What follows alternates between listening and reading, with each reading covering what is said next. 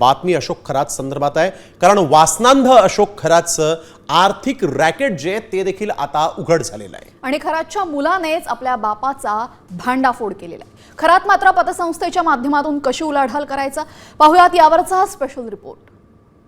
मुलानेच उघड केलं खरातचं हवाला कांड। पतसंस्थेत 100 खाती, कोट्यवधींची उलाढाल।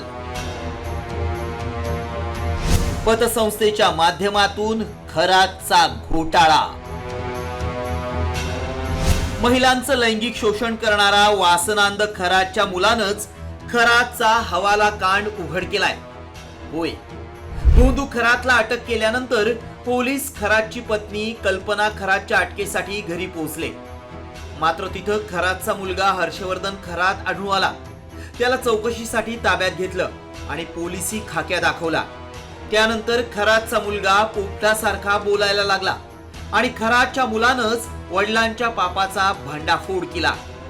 आमच्या घरात नोटांच्या थप्प्या यायच्या, त्या नोटांवर माझ्या वडिलांचं पूर्ण नियंत्रण असायचं। ते पैसे कुठून आले हे त्यांनी आम्हाला कधीच सांगितलं नाही।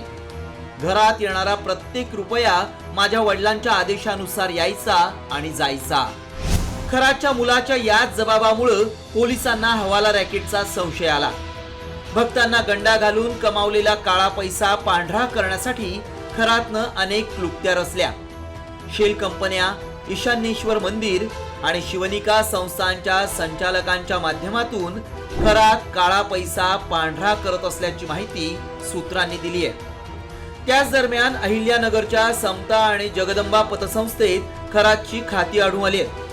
विशेष म्हणजे समता पतसंस्थेचे अध्यक्ष काका कोयटे हे सुद्धा खरातचे भक्त असल्याचं समोर आलंय।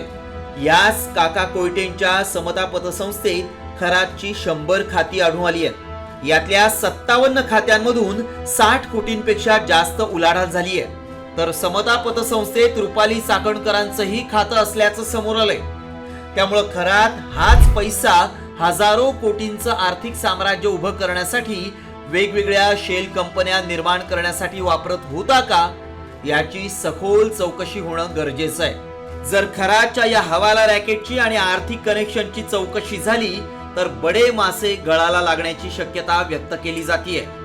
त्यामुळे या प्रकरणाची सखोल चौकशी होणार का आणि खरातचं रॅकेट उद्ध्वस्त होणार का, याकडेच राज्याचं लक्ष लागलंय।